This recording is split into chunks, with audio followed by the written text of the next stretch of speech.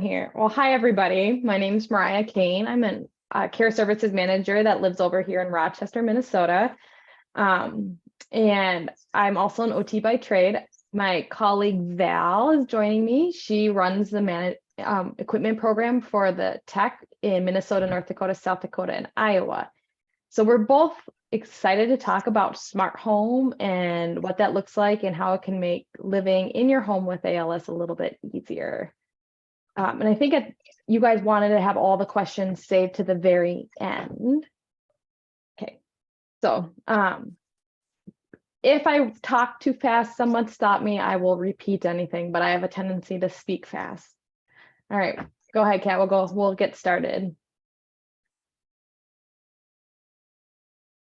So one of the big things we want to let you guys know is that there is a lot of technology out there for smart home, but today's presentation is going to focus on some of the new equipment that Wisconsin specifically has available through a grant they got.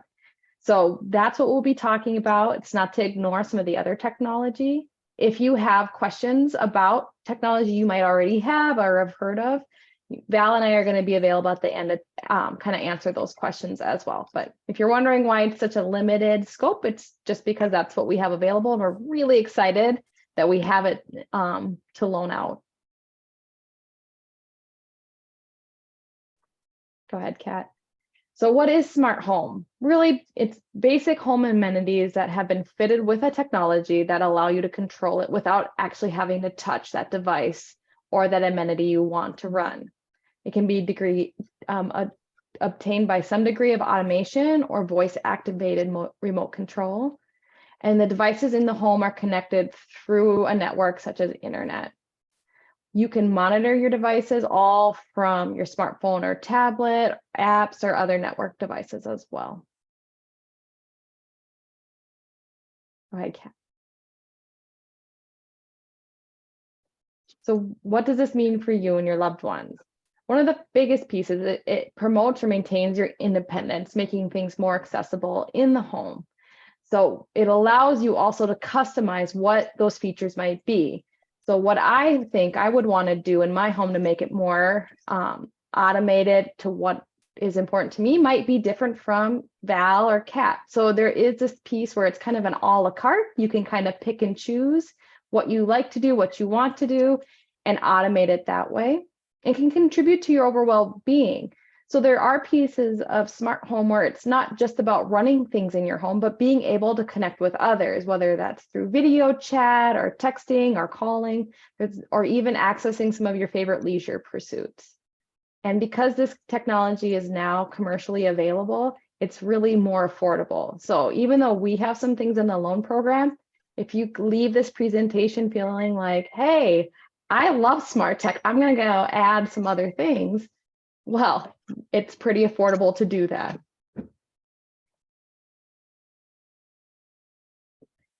Okay, so the basics. What is that? The bare minimum, what do you need to make your home smart? You need internet or internet and Wi-Fi, and it has to be password protected, so a private network. You might have noticed if you're familiar with technology that if you're trying to use an unprotected network, something that doesn't require a password, a lot of this technology might not work. So you want, even if you don't care if someone else uses your internet, you'll need to have it password protected for this equipment to work. You'll need a smartphone or a tablet. So it could be iPad, it could be Android. Either one of those options will allow you to control some of the devices we talk about. When we talk about digital assistants, those are the applications on a smartphone or tablet that allow you to be hands-free. And I want to just spend a little bit on this to kind of tease out what the differences are. So the digital assistant, so you probably heard of Siri, Alexa, Google Assistant, Bixby for Samsung. Those are your assistants on a phone or a tablet. So that's when you're trying to give the device a command for it to do. That's who you're talking to, like that, hey Siri, turn on the lights. She's the digital assistant on the iPhone or the iPad. That's going to be a little bit different than when we talk about devices such as speakers. So when we talk about like an Amazon Echo or a Google Home, those also have those same digital assistants. So Alexa goes with the Amazon Echo, Google Assistant goes with the Google Home, Siri goes with the Apple Home. So you can find the digital assistants on both a smartphone and tablet or a speaker, but just knowing how you want to get to that assistant is going to be important as you're setting up devices within your home.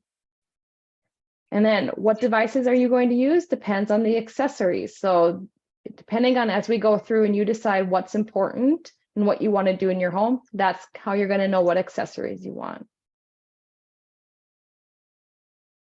Go ahead, Kat. The other piece to think about as you're setting up your smart home is how do you want to control the technology?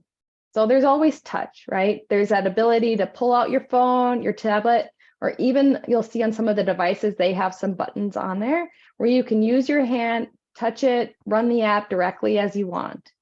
There's also then the voice or the hands-free, and that's where those digital assistants come into play. So you could use your smartphone or tablet or a speaker to be able to access that digital assistant and use your voice to give commands to run those same devices. The one thing to know is that speakers can recognize commands from a speech device or a speech app on a smartphone or tablet, which is a little different than trying to get to that digital assistant through the smartphone or tablet itself. So that is one of the benefits of the speaker, is that it's a little more receptive to anybody talking versus having to train it specifically to your voice. And lastly, there's always alternative input, such as a Bluetooth mouse, a head mouse, or a switch. So say you wanted to still run things from the app on your smartphone or your tablet, but you couldn't reach it or touch it with your hand. There's a lot of different ways you can use other devices to run that app on the phone itself. You know, and one of the ones that I didn't even put on here is if someone is in a power chair, that joystick can act as a mouse to control a smartphone or tablet as well. So we can talk more about that later, but just knowing there's three basic ways to access the technology within your home.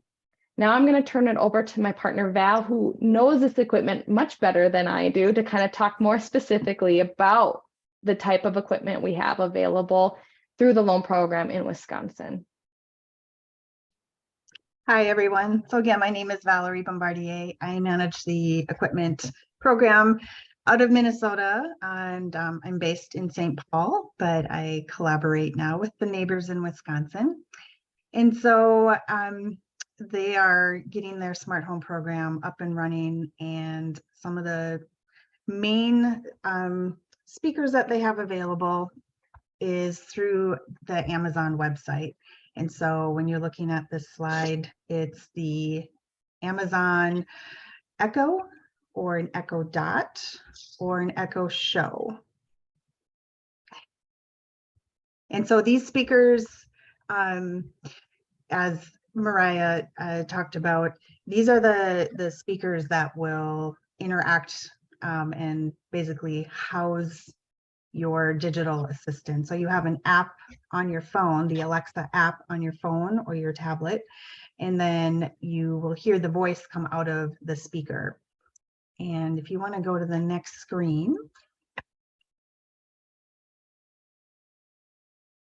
And so there's been many versions of the Amazon Echo. I believe 2017 was when it first came out. So there's many versions. You're going to see many styles, sizes. They all basically do the same thing. If you get just an Amazon Echo, it will control your entertainment and smart home devices. You are able to connect with everything hands-free. It has a much more robust sound system, and it's at a little bit higher price point than, say, the Echo Dot. And the Echo Dot kind of sounds like its name. It's small, it's tiny. It's really nice if you just want to have it on your kitchen shelf or counter, or maybe a bathroom counter. Its sound system is not going to be as loud and robust, but it will still interact with you. You'll still be able to access your digital assistant, Alexa, through that speaker. And then you have the Echo Show, which is a relatively newer Echo device. and you can see that it has a visual video screen on it. It is activated by touch if you like, or again, you can do it all with the app or with your voice. And this allows you to do things like video calling your loved ones. You can watch the weather, you can look at pictures. It just has a lot of other video features on it that the other speakers don't. Next. So what the speakers can do is, one of the main questions we often get is, what can you do with Alexa, and can you use it in emergencies? And the big rule of thumb to remember with Alexa is it has limitations. It does not directly call 911. So this is where you would need to set up a feature. You would either set up emergency contacts, or you would activate a skill. And there's skills called Ask My Buddy or SOS Family. And these things would allow you to call for help, but not call 911 directly. And you would use that, like say you're in one room and your phone's in another room. That's when this would be helpful. Because obviously if you're by your phone, you could just say, hey Siri, hey Google, call 911. But if you're not by your phone, that's where these speakers can come in handy. And you can say, hey, call my or hey Alexa, call my emergency contact, whoever that may be. And I don't know if you're able to click on the emergency contact video. We can show a short video on how that works.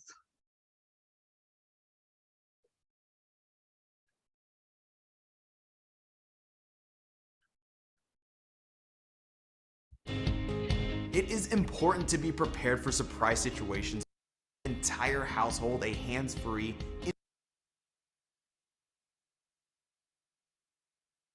Can you guys hear the video? Yes. instant way of getting the help needed from a trusted friend or family member. Once you've registered for Alexa Communications and set up an emergency contact, you can simply say, Alexa, call for help. Now, it's important to note that while this is an amazing feature to have ready, it's not a substitute for emergency response services or 911. This feature was intended for non-life-threatening emergencies and situations.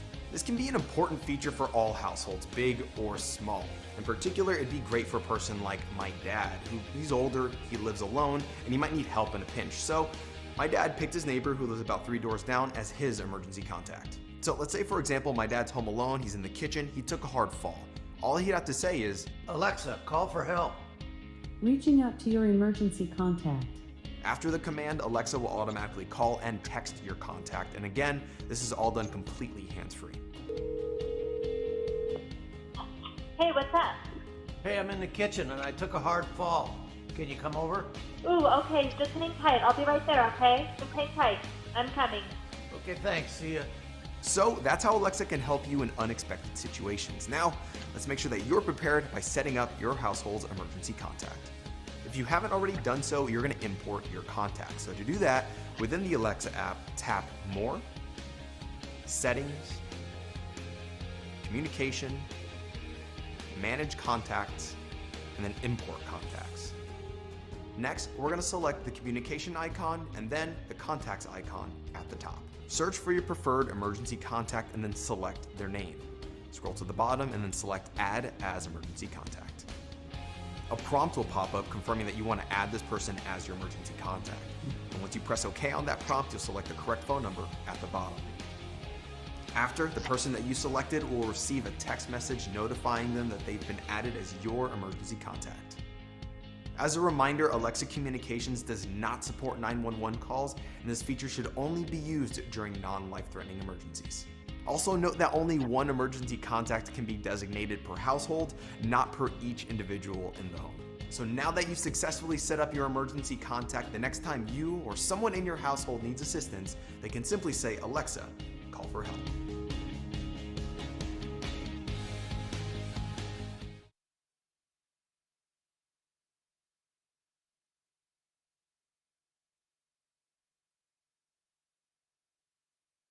Okay, so as you can see, that would be, very helpful in certain situations. And one of the other main features that we get asked about, that's a really cool feature for the speakers, is using them as an intercom. Previously within the home, we used to just rely on like baby monitors, and we'd send out baby monitors for people to have around their house, kind of check in on each other. But now we have these smart speakers that can do that, and they can do that within the home. They can also do it from outside of the home. So if someone's at work, they can call and drop in on their loved one. And this is all features that you would set up with consent through the app with the people that you want to have, to have access to your home and to be able to drop in. But there is a video there, if you don't mind hitting that, the enable drop-in and announcements. I'm going to show you how Alexa helps you get your message across the house. Here's your Alexa feature to try.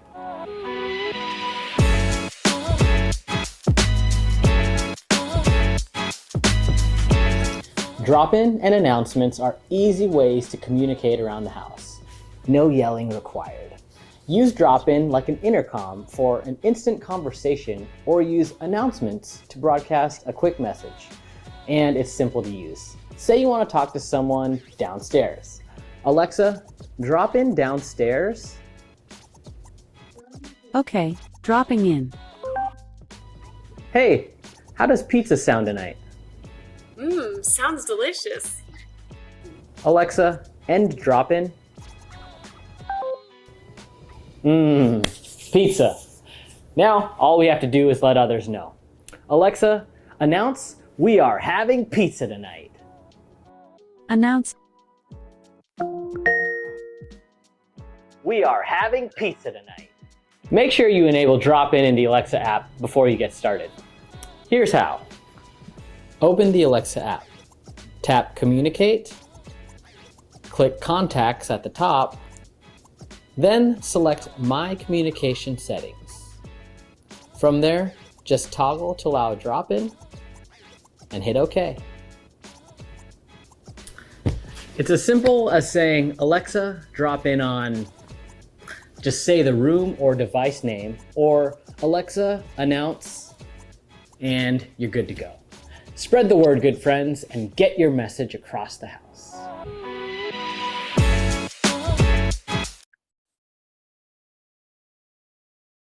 So these videos, the links to these videos are going to be, or they are included at the end of this presentation. And I believe this will be sent out in an email or available to you. So don't feel like you have to remember all of this.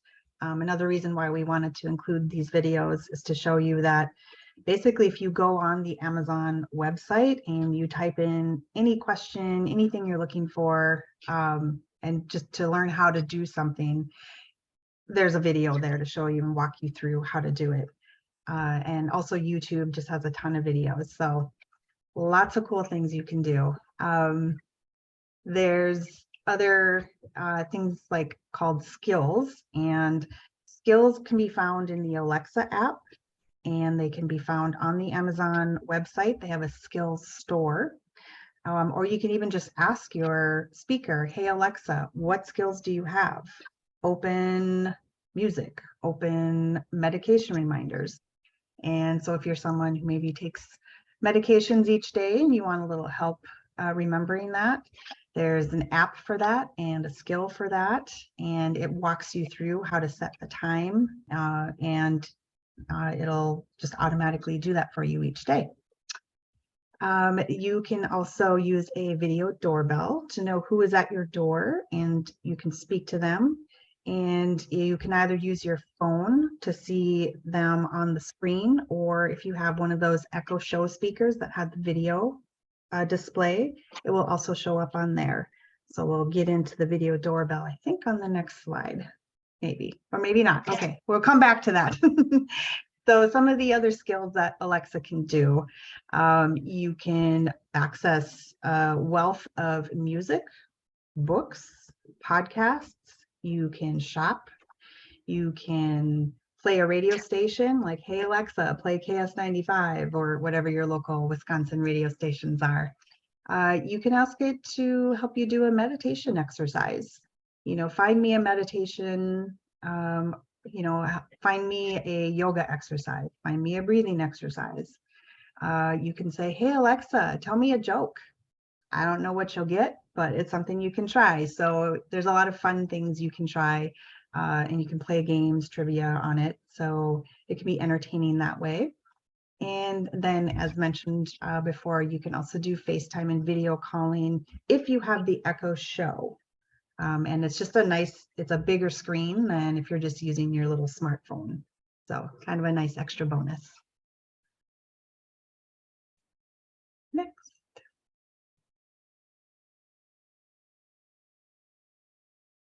Some of the other accessories that the Wisconsin Loan Pool has includes smart plugs, light bulbs, camera doorbells, and switch bots.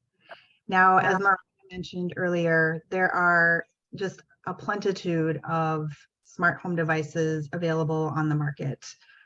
This is, a very kind of a small window of what could go in your home, and this is currently what the Wisconsin Loan Program has available, but that doesn't mean you can't ask for other items. But for the purposes of this presentation, we'll focus on these, and we can go to the next slide. So what these accessories can help control in your home is the lights, maybe a small I'm losing my words here. A small appliance like a fan or a space heater. Other things are a printer, like if it has a small button on it that you need help pushing, a coffee pot or other items with a small button. And that's something that the FingerBot, which is on the next slide, future slide, we'll go over that. And something to consider with this is it's not just about convenience, but it's about energy conservation. So, does it take you a lot of effort to get from a point in your room to another point in the room to turn on and off your light? Or even for your caregiver or family members who, they're busy too, and maybe you don't want to bother them to go turn the light on and off or to reach over and turn your fan on and off. And this just kind of allows for a lot more independence and some energy conservation. Okay. Next.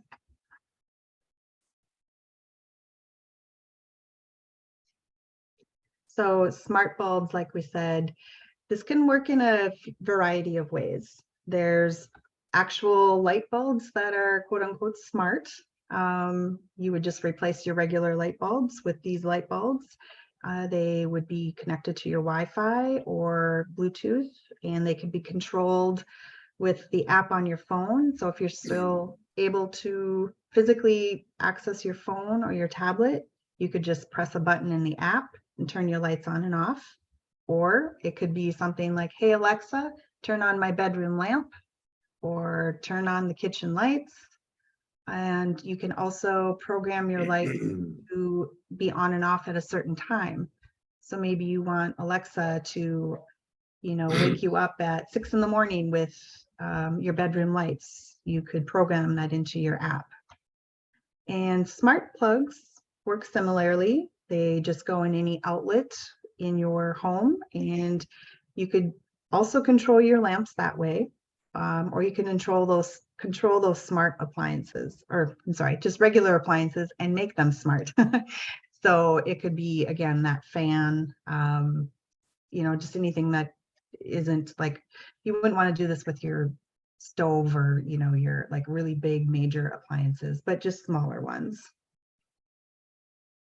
Okay, next. So this is actually a cool little device that the Wisconsin crew educated us about that was available. And so we're super excited about this, as people maybe start losing a little bit of their dexterity or just their ability to raise their hands like up to reach a button or to the side of something to reach a button. These little devices are really similar, the FingerBot smart button pusher and the SwitchBot. They work pretty much the same way. They would be placed against an item that has a push button of some kind, and it would correspond with your app, and it would be, you know, hey, Alexa, you know, turn on the computer or turn on my coffee maker. We had a woman in Minnesota who she would have her husband put like the K cup in her Keurig coffee maker at night, and then he would leave for work in the morning, and she would get up and she'd want to be able to press the button on her coffee maker, but she just couldn't quite reach it. And so this was something that was very helpful for her and allowed her to, oh, sorry, there's someone at the door. Can't control that. And they've left. And so she was able to use, you know, a FingerBot to push the button on her Keurig, and it allowed her to make her coffee independently for just that much longer. She didn't have to have her husband, you know, maybe make the coffee early and then it would be cold by the time she got to it. So just, you know, something, you know, fun to consider, and also to lengthen the time that you're able to use devices on your own. Okay, next. Another really cool smart home device that can be very helpful. You know, if you're in your house and it takes you a while to get to the door, any of these video doorbells that are available on the market now, the Ring and the Blink are two of the really common ones, and ones that we've found to be, you know, pretty easy to use. And they will allow you to see who's at the door, and you can have two-way communication activated. So, you know, you could find out who's at the door, speak to them through either through the app or through your speaker, and they would hear you on the outside, and they can talk to you on the inside, and you can just say, hey, leave that package there, or hey, it takes me a moment, just wait, you know, I'll be there in just a minute. Whatever you need to say there. And you can also look at who's there as well, even if you're not home. So that's kind of nice too. And we wanted to include one item that's not technically smart home, but it's on the next slide here. And it's a wireless doorbell. So kind of in line with that doorbell thing. This doesn't have a video feature on it, but what's neat about it is if you look at the little smaller remote there with the bell icon on it, it literally requires just the lightest of taps to activate the doorbell. And so we found that this could be a really good dual purpose item.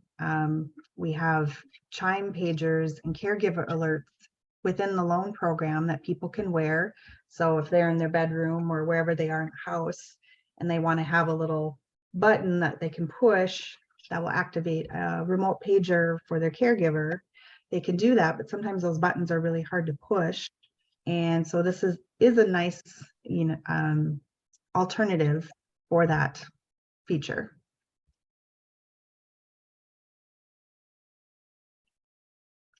So how you get the technology, you need to be registered with the ALS Association in Wisconsin. And not sure where that slide just went, but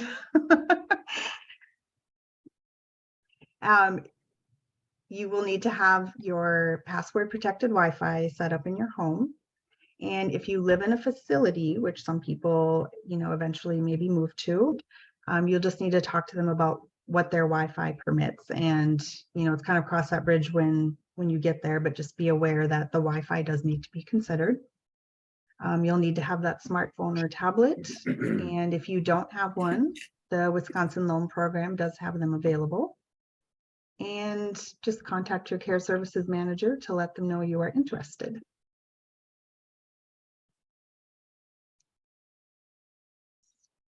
So as far as expectations on getting this equipment set up in your home, we do ask that once the equipment is no longer being used, that it comes back to the loan pool so that others can use it. And you can just contact your care services manager to return those items. And if you're going to borrow equipment from us, it's best to have family or friends, maybe that tech savvy child or grandchild that, you know, really knows technology inside and out. They can help install that. Or there are, you know, businesses that have, you know, maybe kind of a geek squad type staff available that you could have come in your home to set everything up. The staff of the ALS Association would be available for some limited training and to answer questions. And there's also, as mentioned before, many resources online through YouTube, through Amazon. Basically just, you know, can go on and research yourself, or, you know, just ask us the questions and we can do the research and send back the info to you.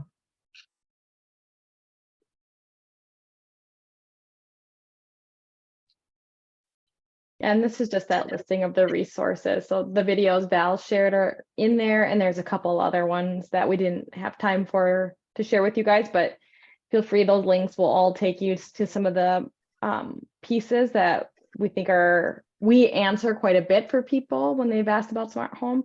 My favorite one, that very top one, the Your ALS Guide, is a great resource, especially if you're looking at other things within your home. So it gives you, it kind of expands upon what we have in this presentation to other items that you can access through smart home technology, and some questions to think about if you're wanting to set those up. So it's a really great resource. I highly encourage you to review that if you're feeling like smart home technology is the route for you. Yeah, and then I guess any